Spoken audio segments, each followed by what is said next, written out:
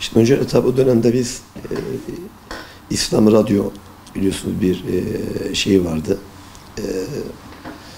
İslam Radyo'nun Türkiye genelinde bir açılma süreci, hızlı bir açılma süreci yaşandı. Biz daha o dönemde Gaziantep'te bir Vahdet FM diye bir radyo kurduk ve bu radyoda kendi inancımızın gereği olan öğretileri yasal çerçeveler içerisinde topluma sunduk ve çok da başarılı bir süreç geçirdik bu noktada.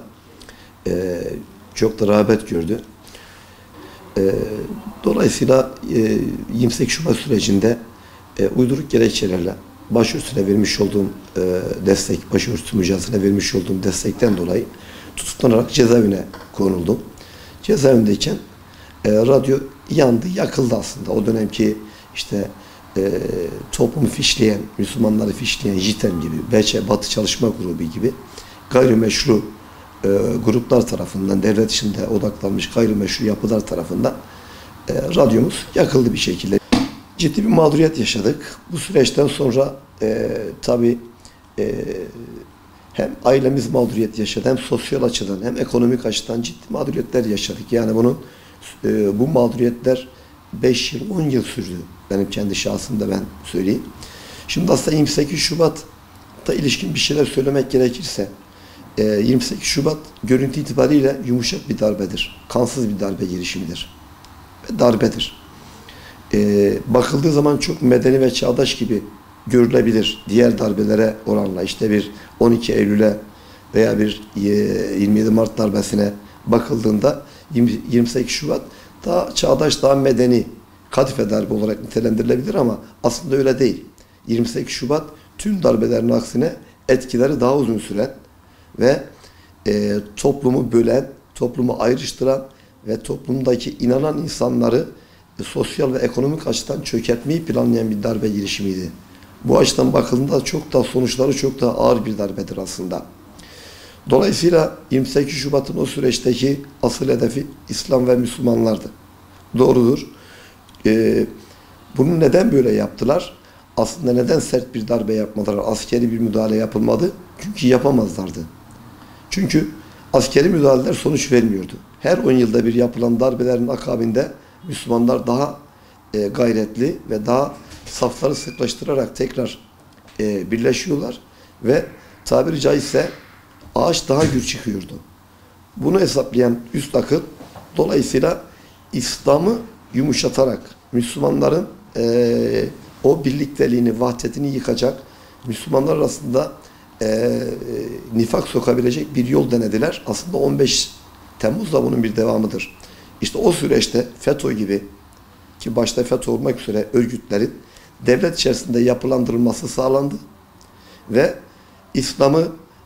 İslam'ın ana arterlerini, asıl mahiyetini bozacak, İslam manifestosunu ortadan kaldıracak, İslamsız bir Müslüman modeli oluşturabilecek bir rol hazırlandı. Dolayısıyla bunu yürürlüğe koydular ama Allah'a hamdolsun ki bunda muvaffak olamadılar. 15 Temmuz'da bütün bunların foyası ortaya çıktı ama çok uzun bir süre geçti. Çok uzun bir süre maalesef Müslümanları ciddi şekilde yaraladılar. Halen günümüzde bile bunların biz acısını çekiyoruz. Zira görüyorsunuz bir takım çevreler, bir takım odaklar günümüzde Peygamber Efendimizin hadislerini hedef alarak peygambersiz bir İslam modeli üzerinde halen at oynatıyorlar, cirit oynatıyorlar. Bütün bunların aslında temelinde yatan şey 28 Şubat'ta almış olduğumuz yaradır. Çünkü 28 Şubat'ta çok sağlam bir yapı vardı ve bu yapıyı çeşitli şekillere bölerek, tarif ederek ortadan kaldırmayı amaçladılar. Aslında 28 Şubat mağdurlar denince ben yani evet biz bir şeyler yaşadık o dönemde kendimizce ama bugün hala hapishanede yatan 28 Şubat mağdurları ki gerçek 28 Şubat mağdurları bunlardır. Aslında bunlarla konuşmak lazım ve bunların aileleridir. Babalarını görmeden, tanımadan büyüyen 20 yaşında olan delikanlılardır. Onların kocası bıraktığı eşleridir. Çok zor şartlar altında yaşadılar ve halen yaşamlarını sürdürüyorlar. Bence bu konuda 28 Şubat mağdurlarına yapılacak, gösterilebilecek en büyük vefa şu an hapishanede yatan 28 Şubat'ın gerçek mağdurlarını yeniden yargılama yolunun açılması olduğunu düşünüyorum ben. 28 Şubat evrildi. Başka bir evreye geçti. Şimdi üst akıl dediğimiz odak, yani 28 Şubat'ı planlarken bahsettiğiniz gibi İslam'ı ve Müslümanları bir şekilde izole etmek için. Yani onları yok edemiyoruz, bari pasifize edelim düşüncesiyle yola çıktılar. Tamam, 28 Şubat devlet içerisinde evet kısmen nispeten de olsa bunların etkileri azaltıldı.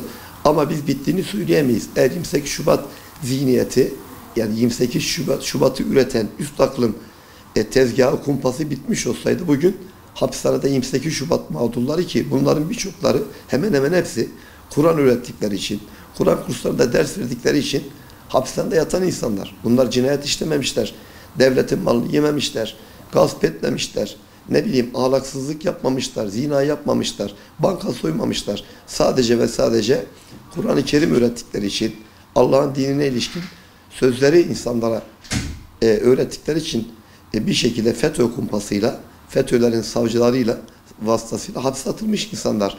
Devletin bunları görmesi lazım ve Sayın Cumhurbaşkanımızdan benim bir 28 Şubat mağdur olarak hasreten ricam, halen hapiste yatan bu mağdur, ki bunların aileleri de en az bunlar kadar mağdurdur, bu insanlara yeniden yargılanma ve iade itibar yolunu açmasını ben diliyorum. Sayın Cumhurbaşkanımız merhametli ve şefkatli bir insandır. Eminim ki bu çağrılarımızı toplumdan yükselen bu sesle dikkate alacaktır diye düşünüyorum.